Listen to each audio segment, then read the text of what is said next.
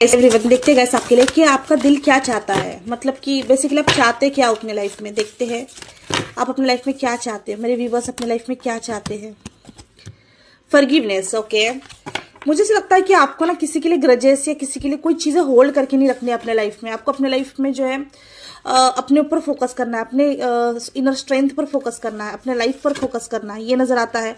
आप अपने लाइफ में बेसिकली क्लोजर चाहते हो किसी चीज से रिगार्डिंग, जैसे कि कोई चीजें हैं जो आपको समझ नहीं आ रही, कोई ड्रीम है आपका वाला जो आप पूरा करना चाहते हो, वो आप पूरा करना चाहते हो अपने लाइफ में, एक अच्छे रास्ते पर चलना चाहते हो, अपने करियर पर, अपने लाइफ पर, अपने लव लाइफ पर फोकस करना चाहते हो। आप अपने साथ ना जस्टिस चाहते हो, आपका दिल जस्टिस चाहता है, ठीक है। यस, आपका दिल चाहता है कि आप अपने लाइफ में ग्रो करो, सक्सेसफुल हो, ठीक है। और आपको ट्रस्ट भी है कि आप ये सब कुछ अपने लाइफ में कर पाओगे, ठीक है। आप अपने लाइफ को चेंज करना चाहते हो, दूसरों की तरह आप अपने लाइफ को खराब नहीं करना चाहते, हील करना चाहते हो आप,